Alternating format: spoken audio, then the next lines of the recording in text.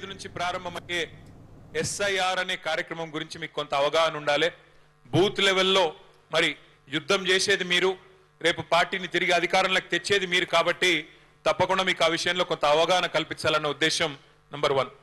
రెండవది, మన పార్టీ యొక్క సభ్యత్వ నమోదు కార్యక్రమం కూడా ప్రారంభం కాబోతా ఉన్నది కాబట్టి ఆ విషయంలో కూడా మీకు కొంత సమాచారం ఇవ్వాలి.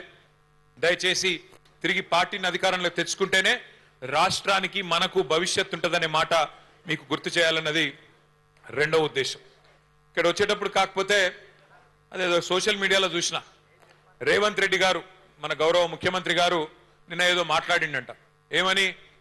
కొత్తగా రైతుల కోసం రైతు డిస్కామ్ పెడుతున్నా, నేను రైతు డిస్కామ్ ఇప్పుడు కరెంటు చక్కగా వస్తలేదు, రేపు బాగా ఇద్దామని పెడుతున్నా అని చెప్పి నేను ఏదో చెప్పినట్టుగా నేను సోషల్ మీడియాలో చూసిన. నేను ఈ సందర్భంగా మిమ్మల్ని అందరిని అడుగుతా ఉన్నా, ఒక్కసారి గుర్తు తెచ్చుకోండి.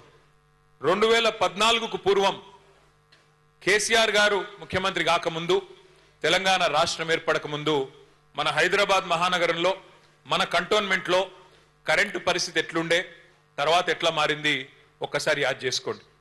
2014కు ముందు ఏ అపార్ట్మెంట్కు పోయినా, ఏ ఫంక్షన్ హాల్కు పోయినా, ఆఖరికి ఒక జిరాక్స్ దుకాణానికి పోయినా ఆ డీజిల్ గబ్బు లేకపోతే ఇన్వర్టర్లు కనబడేది. ఎక్కడ పోయినా ఎండాకాలం వచ్చిందంటే మధ్యాహ్నం పంక కూడా తిరగని పరిస్థితి. నేను చెప్పేది కరెక్టా కాదా?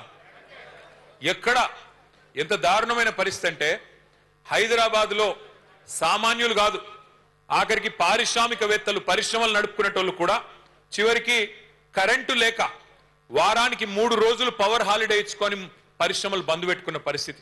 కార్మికులకు పని చేద్దామంటే కూడా పని దొరకని పరిస్థితి. అట్లాంటి పరిస్థితి నుంచి కేసీఆర్ గారు వచ్చినాక కేవలం 6 నెలల్లో 65 ఏళ్లలో కాంగ్రెస్ ప్రభుత్వం చేయని పని, 65 ఏళ్లలో కాంగ్రెస్ ప్రభుత్వం చేయని పనిని 6 నెలల్లోనే చేసి 24 గంటల కరెంట్ ఇచ్చిన నాయకుడు ఎవరు? కేసీఆర్. 24 గంటల కరెంటు కేవలం పరిశ్రమలకు, ఇళ్లకే కాదు, భారతదేశంలో 28 రాష్ట్రాలు ఉన్నాయి. 28 రాష్ట్రాలు ఉన్నాయి, కోట్ల మంది రైతులు ఉన్నారు.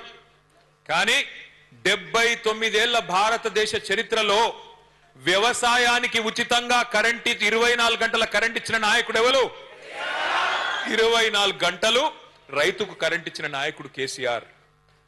రేవంత్ రెడ్డి గారు ఈ రోజు కాదు, ముఖ్యమంత్రి కాకముందు అమెరికాలో ఒక సమావేశానికి పోయినప్పుడు అక్కడ ఆయనను అడిగినారు ప్రశ్న, మరి కేసీఆర్ గారు 24 గంటలు కరెంట్ ఇస్తున్నాడు కదా వ్యవసాయానికి, మరి మీరేం చేస్తారు అని అడిగితే ఆ రోజు రేవంత్ రెడ్డి గారు చెప్పిన మాట, వ్యవసాయానికి 24 గంటల కరెంట్ ఎందుకండి, వేస్ట్, 3 గంటలు చాలు అని చెప్పిండు. 3 గంటలు కరెంట్ ఇస్తే చాలు, దినం 3 గంటలు ఇస్తే చాలు, అంతకంటే ఎక్కువ అవసరం లేదు అన్నాడు. కానీ నిన్న ప్లేటు ఫిరాయించి మాట మార్చి ఏం చెప్తున్నాడు? 24 గంటల కరెంట్ ఇయనికే నేను రైతు డిస్కామ్ పెడుతున్నా, రైతుల కోసం ప్రత్యేకంగా. ఎట్లయితే ఎస్పీడీసీఎల్, ఎన్పీడీసీఎల్ ఉంటుందో అట్లాగే కొత్త డిస్కామ్ పెడుతున్నా రైతులకు అంటున్నాడు. నేను ఒక్కటే మాట మిమ్మల్ని అడుగుతున్నా, రేవంత్ రెడ్డి చెప్పింది చేయడు, చేసేది చెప్పడు.